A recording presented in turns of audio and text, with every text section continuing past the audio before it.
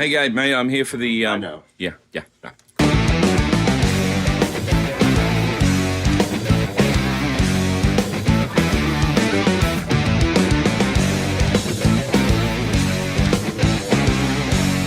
G'day there, my name is Chris Lord-Alge and I am an epic mixing master. Today, as you can tell, I'm at my console and in the studio, MixLA here in Tarzana, and I'm going to take you through one of my mixes and it's going to be absolutely epic. I've got my assistant here, he's going to be helping me. Whoa. Hey. What's going on here? I'm CLA. Who are you talking about? Sorry. This is my console, my spot. Sorry. We're going through my mixes. I'm going to show you what to do. Okay. How you doing now? All right. Let's get into this. G'day there, everybody. My name is MPA. Welcome to another Waves Audio Shindig. This time, we are doing a mix breakdown start to finish with Chris Lord-Alge, otherwise known as the legendary CLA. Chris, what's going on? Here we are in Tarzana. I have a song up on the screen, and we're going to walk through your questions, and we're going to solve all your things here today, and we're going to show you how we break this mix down. Now, one of the interesting things about this one is you might see, if you look over Chris's shoulder, you're going to see a blurred out Australian guy, which is me. Because today we're doing this inside Chris's studio. I tell you, it's like I banged down the door until he let me in. Well, actually, That's right. The police let me in, but, you know, who's being picky? So, Chris, we have some questions here that are from our users that I want to go through. But first of all, what I really would like to do is get you to play through this mix so people can have a listen to it. And while you're doing it, bring up some of the plugins so that we can actually see what's going on here. Can you? Exactly. So I am sitting at my console, but my console is just a really expensive table today, as I have my keyboard, my touch mouse, and our Pro Tools rig, and we're playing that session right inside the box. So there's no console involved. The original mix that you probably heard was obviously done on a console, but we've got, we're recreating it here in the box today. So I'm going to play this song. It's called Hero by Deimer.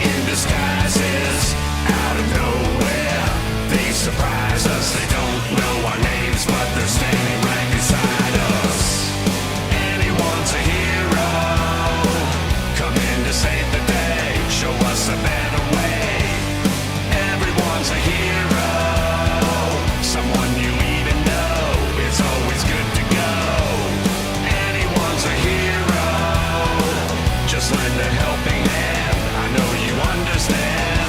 Somebody be a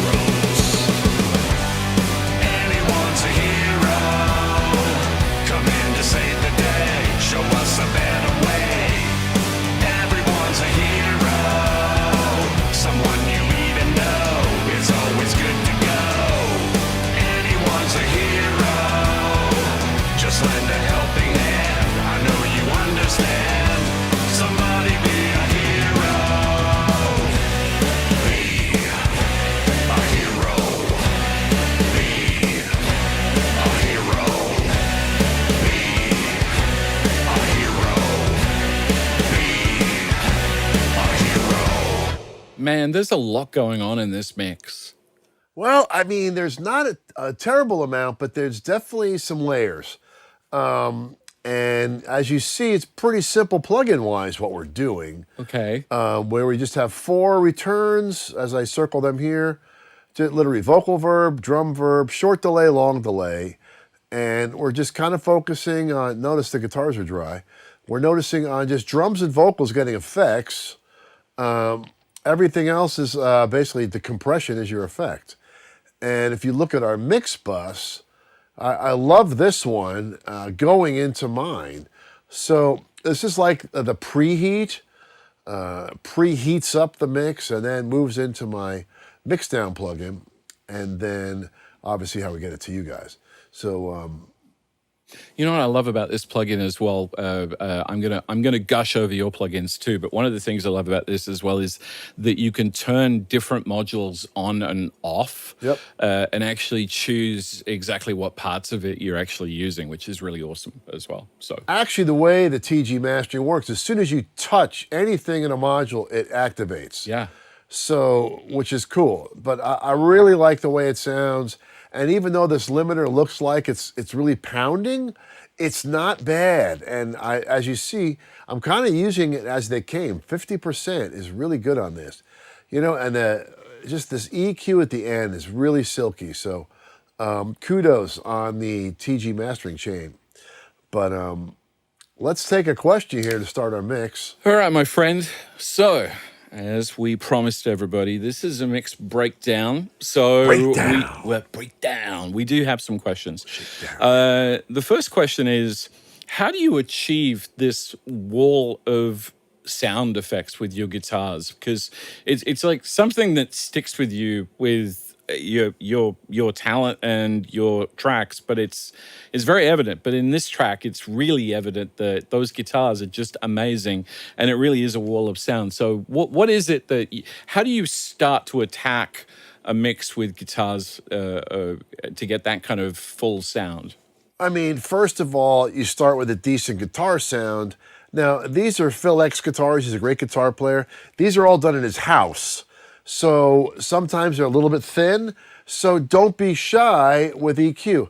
I find that most people make guitars, they don't put any girth, any weight to them. So if you look at number 1, all right, I'm adding 100. If I scroll down the guitar list, I'm adding low end, okay? And look at this one, I'm pounding the low end because a lot of the energy is coming from that, right? So, and also the afterburner, the CLA 3A is what I put after guitars EQ. Why? Because it takes all the harshness out of the guitars and lets you push them right forward. As I'll play this, so let me make sure I have my groups back on here. And, well, they're on. And let's just listen to a piece of it with vocals muted, right?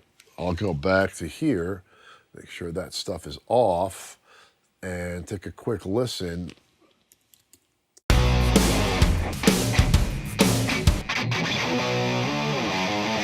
Don't be afraid to push it.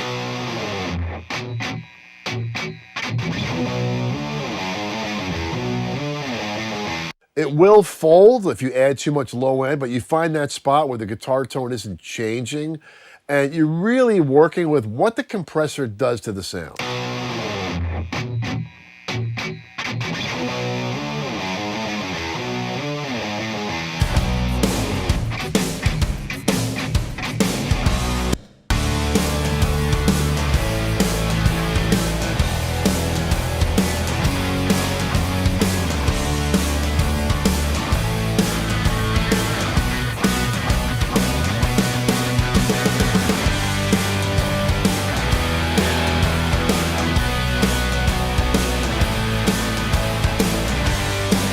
Plus, part of it is if you set up your mix bus right, which I have set up, then you see how far you can go before the drums go away. And remember, for me, it's like I push the guitars up until I start hearing the drums go away. And that means that the guitars are taking the lead in the compressor. Because look, your funnel, your two-mix funnel, your bus compressor, whatever starts to get loud starts to be the thing that triggers the compressor. So you try to keep them right under the punch of the drums. That's So awesome. hopefully that answers the question. MPA. It's just yet another song that I'm going to get a speeding ticket to. There you go. Okay, so next question. While we're talking about the guitars and the drums, another question was, how do you place your guitar tracks in the mix? How do you place those? Very simple, okay? It's left, right, left, right, left, right.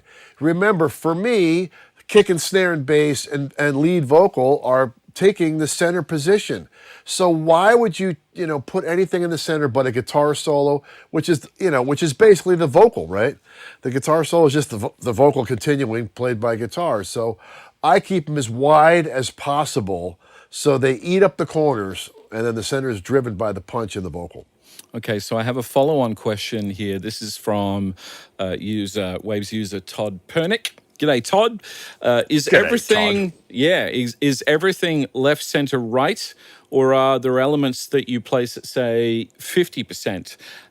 He has a hard time when he's trying to do left, center, right because it feels out of balance. I'm a left, center, right guy. The only time I start not LCRing is when I run into stuff that's not on this song, which is usually like shakers or tambos or percussion or something that if you wrench it far left or right, it might seem to poke too much. But think about it. Look at your hi-hat. You're like, okay, well, look at my drums. They're all LCR. Because, well, why is your hi-hat so far left? But remember, the hi-hat is just a direct mic in the big picture, okay, of the drums. So when you start to poke it up out of the left corner, it just comes out there a little bit over the top of the big stereo image. So I would really start to just focus on LCR unless you get into percussion that it's either center or left and right. So yeah, if you put a tambo hard left or a shaker hard right, it's really obvious. So you may maneuver it in between the clocks somewhere. So there's my LCR answer. Okay, so while we're talking about that, seeming as this is a breakdown from start to finish, let's take a step back for a second, because one of the things I notice about all of your sessions, and we've done quite a few of these kind of events, is your session organization. And I rarely get the chance to sit here right behind you, kind of breathing down your neck. Take us through how you actually organize a session. So obviously you said these guitars were recorded at home. So how do you bring in stuff that's recorded elsewhere, bring it all together and organize it kind of like so it works in your kitchen and you can cook a meal? Let's talk about session organization. That was a good analogy, actually, wasn't it? Yeah, Yes, that was a good it was a very good Thank you. analogy. Thank Thank you. you, Michael. Yeah, no you know, worries. I can always depend on you for bringing the brains to this operation. Well, us foreigners. I just bring the beef. That's all I have. Yeah. Now, I dislike, let's go there. I dislike when I get sessions where the name of the track is longer than Mississippi, okay? And it gives me hieroglyphics. Whenever I get audio from anybody, I change the names, okay? I make it the simplest name possible. When I get guitars and they're all mono tracks, I find the partners. I find the double, I find it, and I make stereo tracks out of all of it, okay? I really prefer to have all stereo tracks except the mono ones, which is vocal, kick, snare, bass. Because the main reason is once I balanced that stereo pair and made it a stereo track, then it's one EQ to worry about, okay? So then when I want to EQ that stereo track, I'm not trying to deal with two monos, one left, one right, and twin EQs, okay? Saves a lot of time in the big picture. I change all the names. I try to make the letter code as short as possible, okay? It doesn't really matter to me what the person's name is, what they're playing. We can write that down on a separate paper on a separate track later. For me, it's vocal is V++. What does the plus mean? +1, tuned. +2, timed.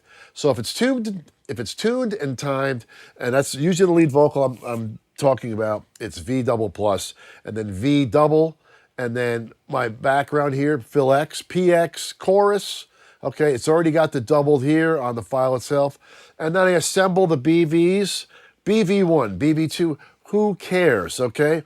Look, if it's BV low, it'll be BV space L or BV space mid. I try to make the least amount of letters because when I flip the page to this and I go into view, right, and I'm in narrow mix, I don't have a lot of parking for what the tracks are called. Even down here where it's room near and room far, it's like, what am I going to call it? Roo, like kangaroo? I could, but I try to get 3-letter names for everything or less. And you look at like, what's foot? Kick drum. I grew up with kick drum being FT, FT1, FT2. Well, these are just my kick samples for this, okay? And snare top, snare bottom. As you see, it's as short as possible that I can have. And obviously, this one snare is just called Stella and Tab. These are nicknames because I know what they sound like. Aside from that, I made it as short as possible. And it's always vocals, guitars, drums, bass, and whatever percussion or loops are in the track.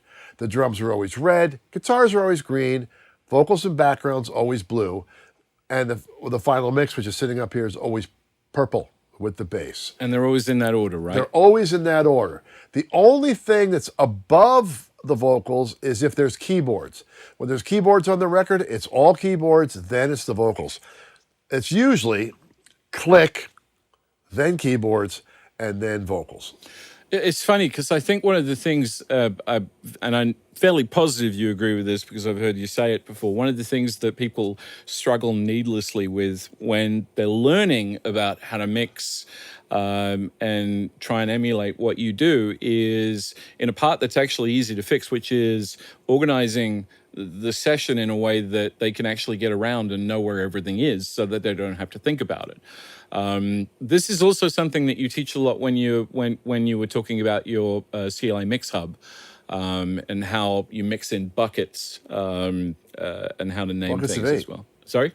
Buckets of 8. I mean, Yeah. 100%, Michael. I mean, look, if you look to the left, you see some of the source tracks here, okay? See, all these ones are not being used. These were all the background tracks because I went out there, I did 8 tracks, Phil did 8 tracks. There was like a lot of gang tracks, okay, that I quickly comped that create all these BV tracks. This way I have 1, 2, 3, 4, 5, 6 pairs, and then all this stuff is just sitting there pre-comped. Okay, if I ever need to redo it, I'll say, okay, well, look at this. This was gang, the gang bucket, so I'll just go back and redo it. It's not that hard, But once you have it the way you like it, the less real estate, the better. Okay, so if you go back up a bit, if you scroll back up, Yep. on that track V++, Yep. I do see a CLA MixHub on that. So you've got CLA MixHub 76 and an L1. Take us through that combination. What's that combination doing for you? This is my go-to chain for vocals. Is it shift then, is it command then pop the next one up? Yeah, right? No, that turns it up. Is it shift to get the next one up? There we go. And there. So this is the typical vocal chain that I have. EQ and the driver. Now, before I even say that, let's look at the vocal. Okay, if we look at the vocal track, we go to the audio suite, and we look at normalize, and we look at gain, sorry. We got to start here. This is important. Let's look at the level of that vocal. We're going to look at it in peak, right? Analyze. Okay, it's normalized to 0. Okay, what's its RMS? Minus 20. Okay, so that means this vocal track's been normalized. So once it's normalized, then I know I can deal with that level. I like to normalize all my vocals. If I'm combining a bunch, I'll gain them down 3 dB or 6 or 9 in that form. But simply, first thing is this, okay? This feeds the compressor, which is always 3018, 3 and 7, okay? And then the afterburner, which takes some of the tree tops off. Some of the big problems I have with vocals, there'll be some branches sticking out that really bite. So this will hold that back in the mix, okay? So I will use this as my EQ. And as I'm looking at the song, I can either adjust the line trim or clip gain this down if I feel it's too hot. But a lot of times I will just pull this back, okay? But if I'm, when I'm driving this is a plugin that gets a little overdriven, a little distortion, which I like. So it makes a bit of an analog thing. So what I do to continue with that is the doubles, the exact same settings, and then my background vocals are getting a similar setup, except these gangs, I don't put the afterburner on because they're already kind of compressed to begin with. So, Can we hear them? yeah. So let's hear that. We can hear this in solo here. Game. Let's just get you right at the beginning of this. We're all in the game. We all have potential. And to me, that's the excitement. I'll put his Good or evil, it's all influential. And our reverbs are muted. Just cuts through. They come in all shapes and different sizes. That vocal reverb? In your face. Yeah. In disguises, out of nowhere. Short delay. They surprise us, they don't know our names, but they're standing right beside us. Anyone's a hero. Come in to save the day, show us a better way. Everyone's a hero. Someone you even know. It's always good to go. Somebody be a hero.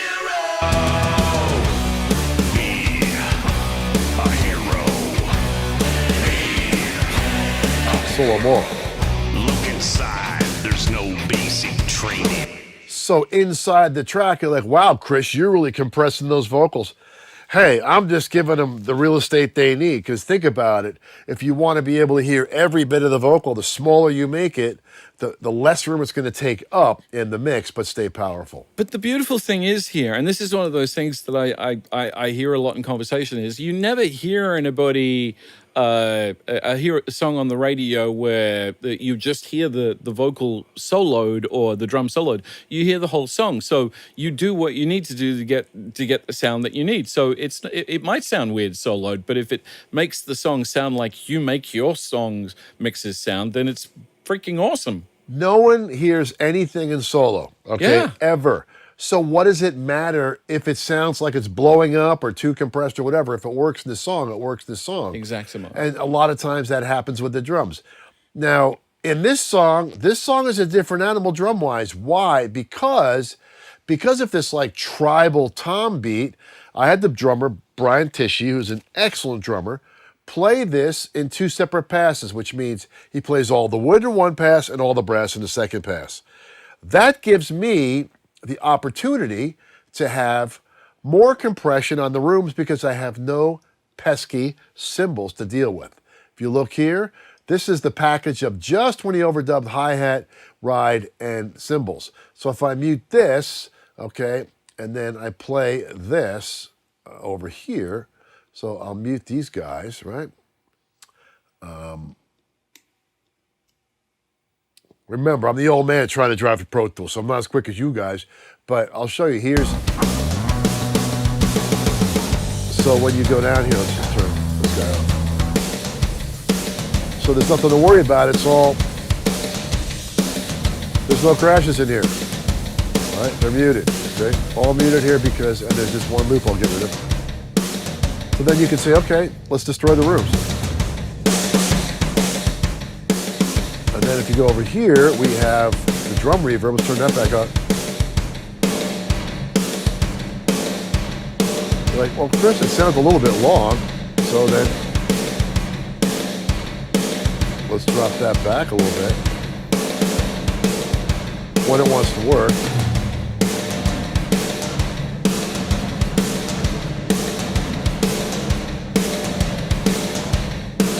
That's pretty good. And then, of course,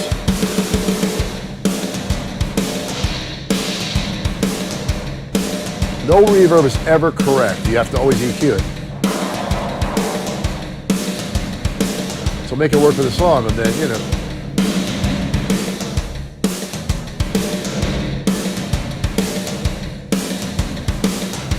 Follow what I'm saying?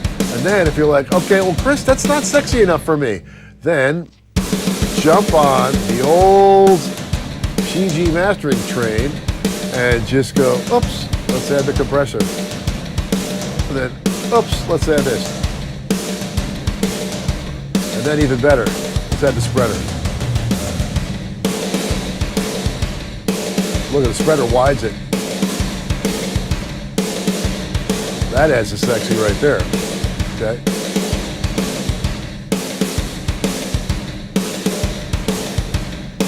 So what happens is when you have, you specify as the producer, engineer, whoever is involved in the project, if you have a song like, you know what, let's do this wood and steel separate, then you can dig out a different kind of drum sound, okay? And it lets you have more control. And since this is tribal and I want it to be like that, I'm able to make the kick and snare like, big and ringy and affected, so.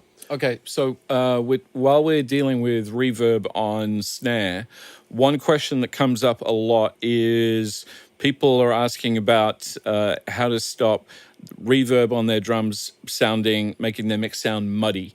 And one thing that you mentioned just then was EQing a reverb, and that you can't have a reverb without EQing it. So can you dig into that for a second? Right, so I'm going to unmute everything. So let's dig into that for a second. First of all, do you see a send off the snare top of the snare bottom? No. Okay, see, here's the sends, right?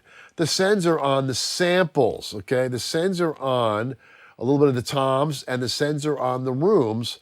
These rooms have no cymbals in them, okay? And even when you're mixing something with cymbals, you're going to be careful about that, having the cymbals go into the room. So when I listen to the song here, let's play it in the verse somewhere, I'll show you how we control the reverb. All in the game, we all have See this big reverb. Off. good or evil, it's all influential. Off.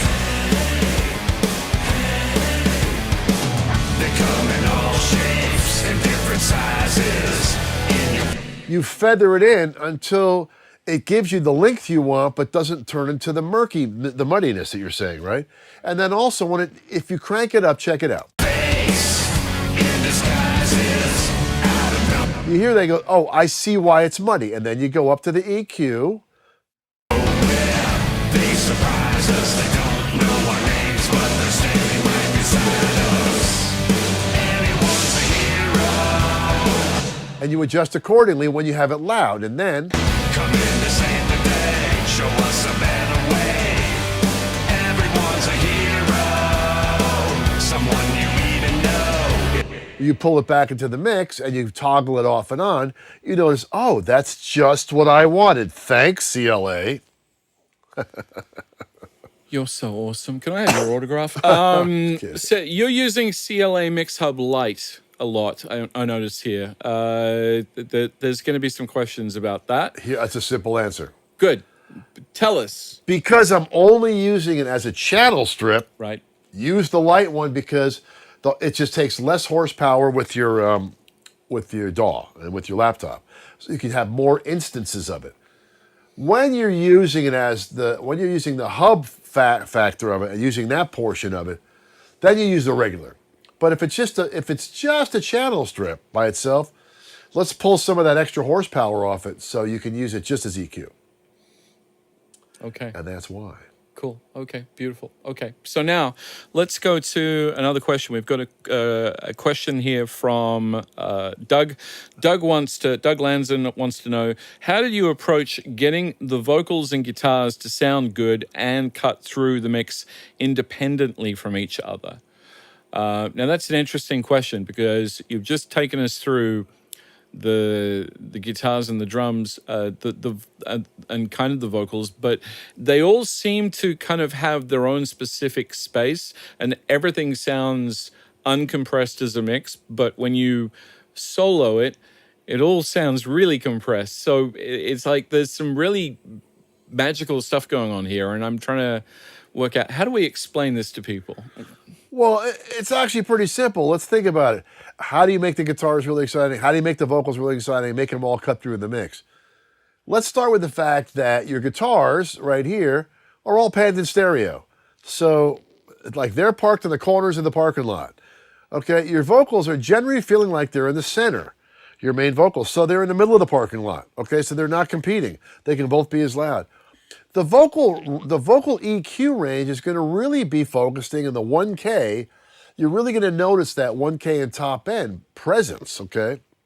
Where you're going to try to make sure that the guitars have top end and a bottom end around that.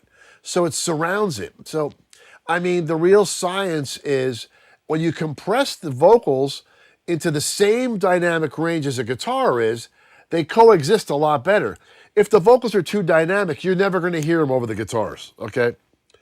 It's like wearing a shark fin and swimming in the ocean, okay? The guitar is the ocean and the shark fin is the vocal, just peeking out over it, okay? If the vocal's too dynamic, you won't be able to breathe because you're not going to be above water. So you make that dynamic small enough where there's no getting around hearing the vocal. That's why the compression's so heavy. But when you hear it in the record, it sounds natural. It really does. It's pretty amazing. Okay, next question. This is a question from Henry Din. G'day, Henry. Henry.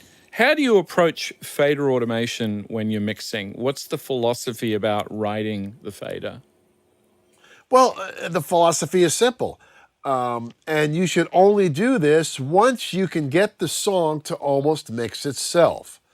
Right now, the way I have the song set up, you can play it from the top, and once I get the balance is the most important thing. Once you get the balance, the song should mix itself, okay?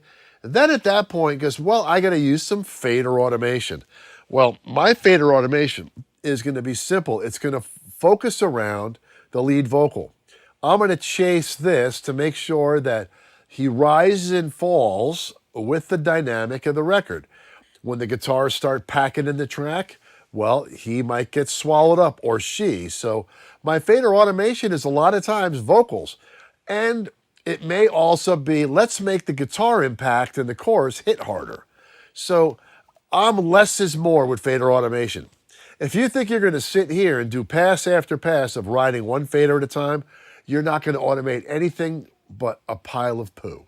So I really think that if you balance the song first, then turn on your fader automation to write at that point, that will help you. Oh yeah, sorry. That girl back there. Anyway, so to answer your question simply, only engage the automation once the mix literally plays itself, and all you're doing is the final seasoning. The lesson there also was, before you do any kind of event, make sure everything else is muted. Chris. Sorry. Yeah, exactly. I'm trying to rebuild my laptop. Okay, It's not so working. this song, you recorded this as well, correct? Sure. Yeah. Okay, so you recorded this. So you went through and you organized this and you directed all of the recording parts. So let me correct you on this. I only recorded the vocals on this. Okay. Because Phil X did the guitars at home. Brian Tishy has his own studio, did the drums at home. All I did was align them and add my samples and then do my vocals and then clean up, intros and outros to all the tracks. Now we're getting into an interesting area. So we've got drums being recorded by one guy separately, guitars being recorded by another guy separately, and then vocals were done here. Yep. So how does it sound so cohesive? Because that's the part that a lot of people online are looking at and going, how do you make something like this sound so magical when everybody did it in their own home without other musicians around? Well, here's what makes it cohesive, Michael, very simply. You go through all the tracks, okay, and obviously the ones that are recorded, we cleaned up as best as possible. With the drums, these are samples helping the drums. We go through, we adjust the level and normalize it and clean it up. Now, Brian sends me all mono tracks, so I can form it into stereo pairs, okay, and I adjust the levels when needed. Cool. So what plugins do we have on the drums again? We've got... we're doing the same thing. We're MixHubbing, yep, 76ing, and then we're even Fairchilding these rooms. We're double hitting them, okay? But if we just go to the dry kick, it's literally just MixHub, snare drum. Let me guess, top and bottom. Why wouldn't I? Same think here. 76 on the snare bottom. Samples even. No was EQ. that a blackie or that was a blackie, right? Yeah, Yeah. snare bottom. Why a Now, blackie and not a bluey?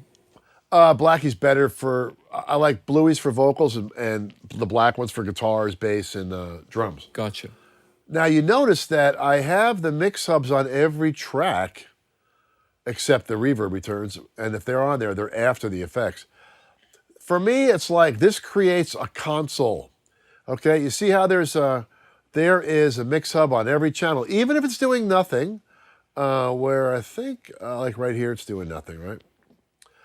What it is doing is it's creating a phase coherence. It's making everything be on the same line. So if this plugin's taking 200 samples or whatever the delay compensation is with this, everybody's on board the same way. The audio's passing through it. Yeah, I'm just passing through it, but that means that my phase in the drum stays even tighter because everyone's on the same plugin, okay? So there's no shifting, no phase shifting at all because everyone's like going through the same console. For me, it's like, okay, I'm just gonna make this a console. So I put everybody on the same thing. This way, whatever this plugin does delay-wise inside of Pro Tools, everybody else is on the same wavelength, and then the song glues together better. So whatever you're a fan of, channel strip-wise, maybe it's the EV2. It could be any of these, okay? Anything on our list. Here's some of my shortcuts. It could be, you could be into the APIs, okay? But my point is that just helps make everybody line up. Right. Okay. So I have another question here about your master bus. The question is, a lot of your mixes sound not so much like each other, but there's a certain sound to a Chris Lord-Alge mix sometimes that has a certain character to it. Is there a consistency in what you do with your master bus on your mixes? Yes, there is. Michael, first of all, when working directly in Pro Tools, the first thing I do in the session is put the CLA mix down on the mix bus. This means no matter what I'm doing with the song, it's already sounding like a record. It's already compacting it. And that gives me a judge on how I'm hitting the actual bus of Pro Tools. So by using this in the default mode, it works. So I put the mix bus in right away. I don't do it later, okay?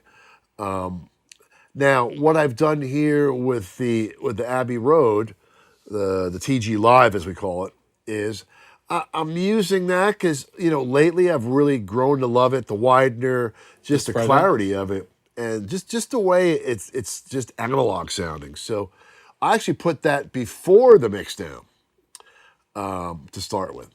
So that feeds into it. So you're using the spreader? Is that what you meant by? I'm using the spreader, Yeah. yep.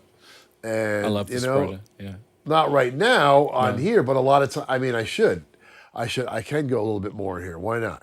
I love the spreader on this. I just love what it does with guitars and width. So right there alone, even if that's all you use, that's a very cool tool. So I just keep it simple. I don't have this big cocktail of plugins, and I don't really use a limiter, okay? Now, you can put an L1 after this or an L3 or any of the Ls, the double L if you want, but then just be careful about what happens to your drums at that point. So my mix bus is pretty simple. Okay, so let's take a step back for a second and let's talk to the guy or girl who's starting out and is looking at becoming the next Chris Lord-Alge or the next legend that surpasses you, which I know you said at different talks that, one of the things you'd love is people to go big and beyond. Where do they start? So, for example, there's a lot of your plugins on this session, and I know for a fact that you do actually use a lot of the plugins that you actually help you make.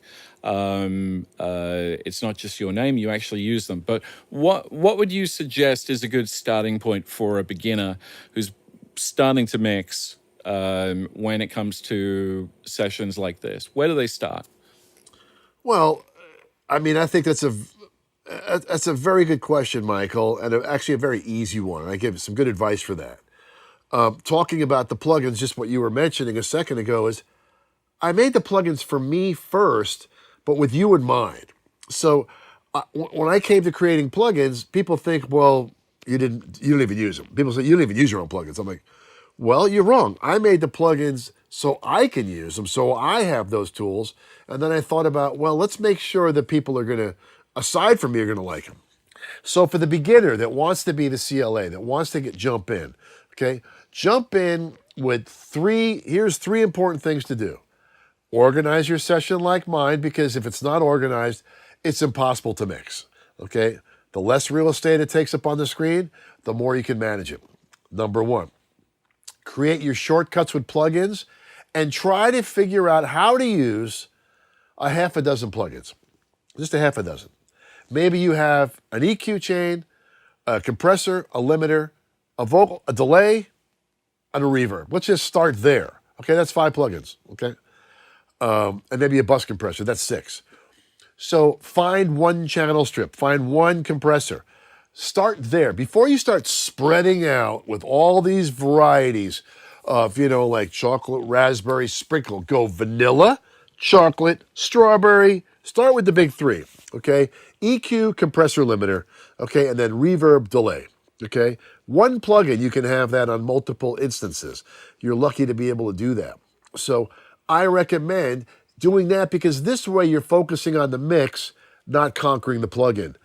Most people that are mixing are trying to conquer the plugin. You'll never do it. The plugin always wins. The plugin is a tool. So get a hammer, a screwdriver, and a hammer, regular, and a Phillips, and get started with that. Keep it simple. You're very wise. Like Yoda. Yeah. You're like the Yoda. I'm the Yoda. You're like the Yoda of Tarzana. I'm the Yoda of Tarzana. Tarzana Yoda here. I like teasing you. There it is. Hey, how many times do we get to do this in your studio with an annoying Australian right over your shoulder? Okay, so we've talked about those plugins. So he is over my shoulder. Right, I'm over your shoulder. Blurry, but I've got my own camera too. Now, MixHub, CLA MixHub. Yep.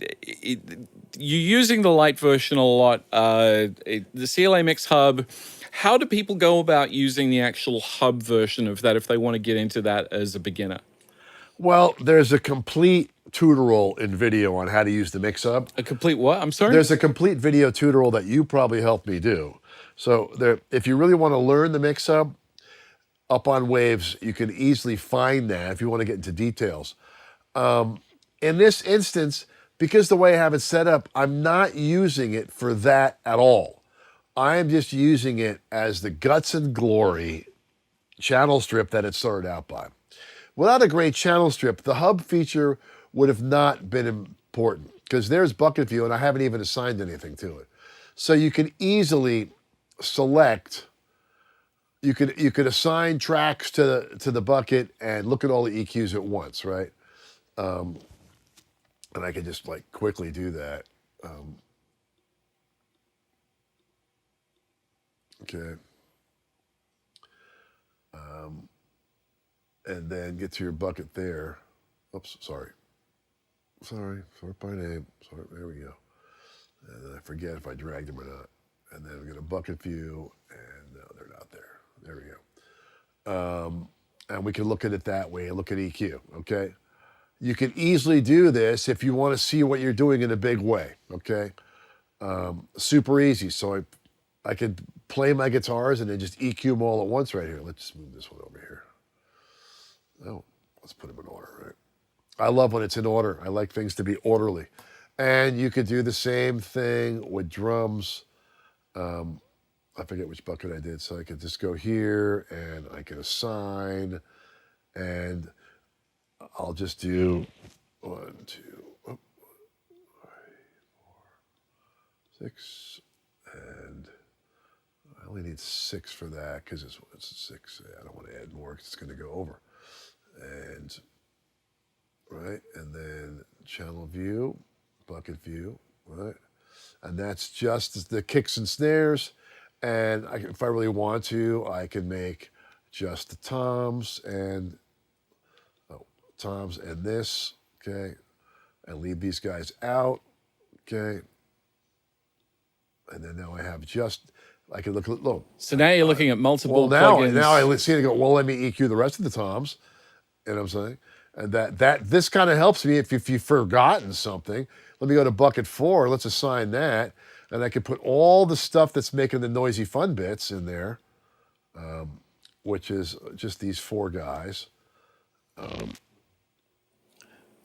You know what I've noticed, Chris? But Having me over your shoulder is a really bad influence. It's like I think you actually work a lot slower with an annoying Australian in the room. oh, It's accurate, right? totally accurate. Yeah. It's way slower. So if I go back to assign, then I can say, here's all the symbols. Oh, there's only 6. Perfect. 2, 5, 6, and the loop, and then back here, and bucket view, and then there we go. There's another bucket of all this stuff has nothing on it. So if I want it, this speeds up the process.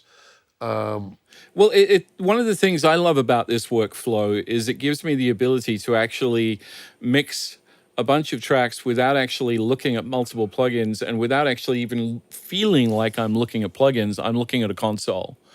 It's like I'm tweaking EQ, I'm tweaking compression, and I'm tweaking knobs on a console from one interface, and then I'm closing it, and then I'm getting on with the job. Oh, 100%. I mean, the really good thing about assigning stuff to the bucket, just because sometimes you're working too fast and you don't realize if you've missed EQing something, like I missed EQing the vocal double here. I can look at, okay, here's BB1-2, here's gang, okay, well, here's Phil's chorus, right? All right, let me just EQ that to match him. I can look at all these, okay, I'm adding low in here. These BBs all sound right. Maybe this is too much. I can actually go there and I can be an inspector. Like, okay, here's the guitars. That all looks right. Okay, here's that one was really thin. Solo, okay, that's right. I can move over to 2 and say, okay, here's kick. This kick needed no EQ. Snare top, all right, that sample's fine. These guys look good. Let's just put snare bottom, next to snare top, right? And then my 3 toms, I didn't notice that I didn't even bother with them.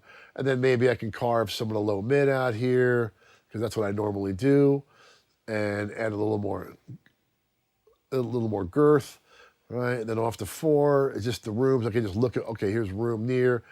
Oh, wait, let's just add some low end to this guy because it needed it. His rooms were kind of skinny, so let's just fatten him up a little bit. And then look, okay, overhead, same thing. This just gives more gusto to the snare and just the length of it, right? By using the hub, you're going to do that. This is all a decent balance of the hi-hat ride. So I don't even need to really judge this. I mean, I can look at the dynamic of it. I can look at the output, whatever. I can look at the input here. You have control. You have control. Okay. So super easy. So there's your bucket view. So there's the MixHub. Now, it did not affect anything over here. And I think I can look at any of them, any of the MixHub I have, and the bucket view is going to be the same in all of them. So what about your mix down? What's the benefit of mix down? Well, the benefit of mixdown is that I modeled mixdown to mimic my mix bus right here.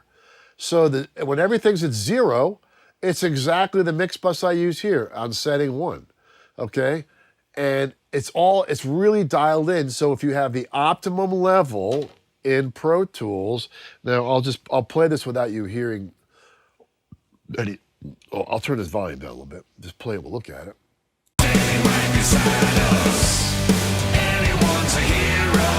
could actually go more. So. To save the day, show us a better way. Everyone's a hero. Someone you even know is always. So you just pulled up the output of.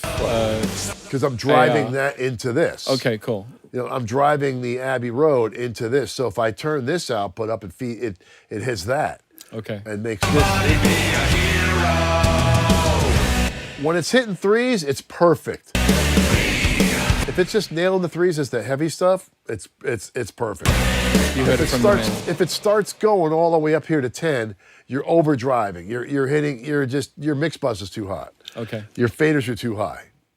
Then Pro Tools has 0 forgiveness. Okay, it clips. and not in a good way. Okay, this is not a console. This is a digital box. All right, so we've gone through your organization of mixing. We've gone through how to make your drums cut through, how to make the vocals cut through. We've gone through how to make sure that your reverb on your drums and vocals doesn't create mud. And we've gone through the difference between CLA MixHub and CLA MixHub Lite and which ones you guys out there should start with when you are starting out or when you want to mix more like Chris. Now, I think there's one question left. Chris, if there was one piece of advice that you could give to people to get out to the world that you think you really need to kind of like push forward that people need to hear, what would it be? Organize your session. Clean up the session. Don't even start mixing till it looks like this. It's simple. Okay, where it's cleaned up, organized, and all the production decisions and arrangement decisions are done, and you can get it on the least amount of faders without compromising the ability to have control over individual instruments. Okay. And stuff like this. Go here, right? Go boom, boom, boom, boom, boom. Jack this waveform height all the way up. Do you see any crud? Do you see any stuff before the signal starts? Do you see crud here, right? Oh, you mean like noise and just like stuff like that? Just like guitar hum, buzz. All these, people think they could just use strip silence to clean this up. Look, there's no crud. This is maxed out. There's no noise. Look, a tiny little tail here and there in a background vocal, right? Okay, but at the beginning of the song, okay, when the drums come in, there's no before it, okay? There's no anything. And same with the bass. Like, see, this is maxed out. So you could get rid of this, but this is, that's so low. That's just in between the bass. But you see how it's all cleared and cleaned at the front here. This is important, okay? Look, even see this crud on this little loop right here, but it's so low you're not going to hear it. So what do? We just get here and get rid of it, right? Bye, whatever. Okay, and then just, it's just, this stuff builds up so fast in a session that you find yourself, look, this is being audio made, okay? Don't start a mix unless the counters are clean, okay? Start from a clean playing field. Have it organized, okay? And have it make sense. I can visually look at this and say, okay, here's the song. Okay, here's the guitar's background, so here's how it's going to go, okay? And then when I drop this, I get more of a normal vision of the real estate of it. And I always have my session set up so the lead vocal, not both, just the lead vocal is, okay, I'm getting both anyway. Oh, because the grouping. So I just ungroup that. And then the lead vocal is one size bigger than everybody else. Oops, not smaller.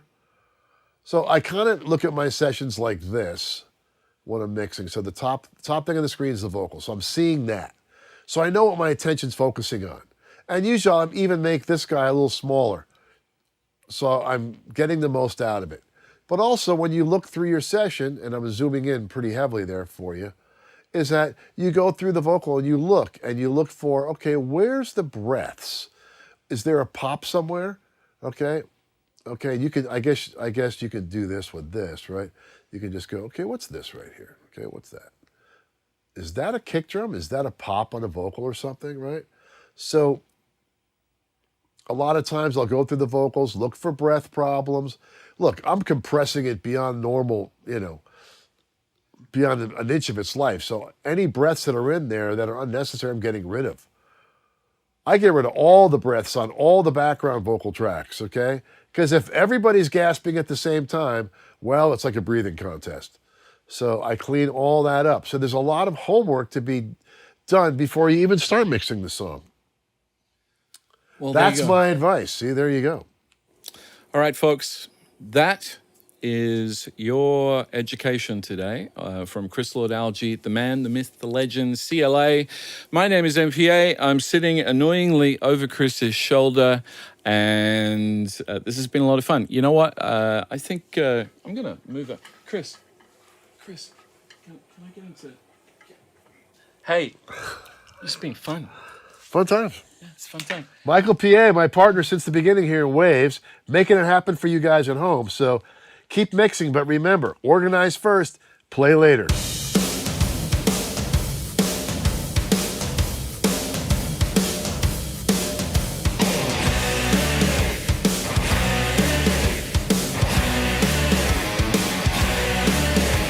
We're all in the game. We all have potential.